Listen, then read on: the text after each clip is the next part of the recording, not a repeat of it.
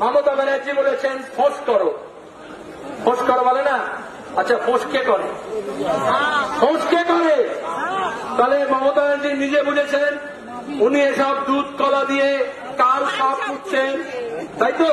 ঝাঁপির মধ্যে থাকে, তারপরে সাপুরে একটু বিন বাজায়, আর সেখান থেকে ফানা তুলে বেরোয়।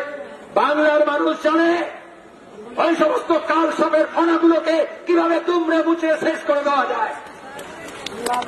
পুলিশ আছে বলে তৃণমূলে মাথাপুরি করছে, আর এই জন্য পুলিশ কমিশনারকে পুষছেন।